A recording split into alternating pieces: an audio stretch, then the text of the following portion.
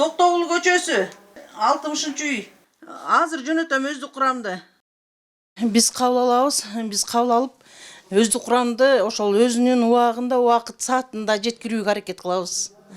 Мындай вызовтар көп эле болот. Ар кандай бир эле өрт кырсыгы эмес, ДТП да болот, жан чачындын курчуп кетиши да болот, ар кандай кырсыктар болот. Ошол кырсыктарга ар дайым биз өз убагында жеткирүүгө аракет кылабыз.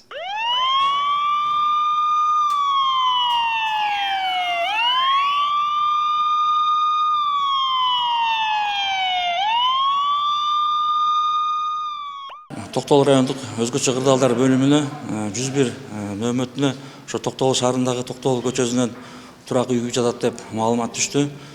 Токтогул райондук өзгөчө кырдаалдар бөлүмүнүн өрткө каршы куткаруу кызматынын өздүк курамы атайын өрт өчүрүүчү автоунаа менен жерине чыгып кетишти. Жерине барып атайын ошо өздөрүнүн тиешелүү иш чараларын толук аткарып келишет.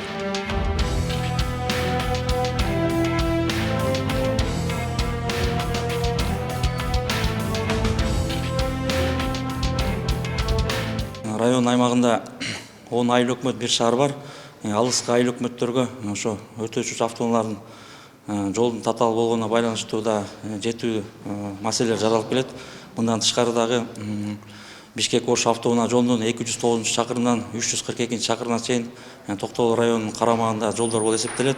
Буда дагы Бишкек-Ош автоунаа жолунун Ала Бел ашуусунда жана Чычкан капчыгайларында дагы жолдо жүргөн оор автоунаа, оор жүк ташуучу автоунаалардын жана күйүүчү май ташуучу автоунаалар дагы жол кырсыгынан жана башка белгисиз себептер менен дагы ошо автоунаалардын өрттөнгөн учурлары да катталып келет. Буга дагы биз Токтогул райондук өзгөчө кырдаалдар бөлүмү жеринен барып ошо өздөрүнүн өрт өчүрүү жана башка куткаруу иштерин тыгыз иш алып барабыз. Токтогул шаарында ошо жыгач үйлөр көп. Ошо эскилиги дагы жетип калган, мөөнөт срокторду өтүп калган, ошолорго негизинен өздүк курамынын жалпы кызматкерлер тарабынан ошо түшүндүрүү иштерин байма-бай жүргүзүп беребиз. Дайым ошо.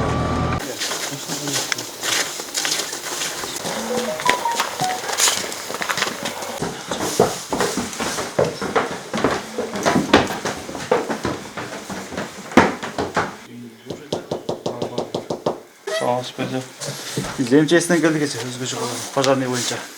Кышкы кооптуу мезгилде өрт коопсуздук эрежелерин түшүндүрүү иштерин жүргүзүп эл арасындачы. Көп турак үйлөрдөн өрттөр чыгып атат. Ошон үчүн үйүңүздө газ приборлор, электр сымдарын коопсуздук сактап, электр сымдарын туура монтаждалышын карап, үйдө жаш балдарды жалгыз калтырмаңыз. Токтогул шаарынын ичинде кооптуу үйлөр деп эсептелген ондай жыгачтан салынган үйлөр бар. Азыр Токтогул шаарынын ичинде 15тен ашык ушундай үйлөр бар. Азыр бүгүнкү күндө ушинтип өздүк курам менен биргеликте түшүндүрүү, өрт коопсуздук эрежелерин сактоо боюнча турак жай ээлерине түшүндүрүү иштерин жүргүзүп келүүдөбүз.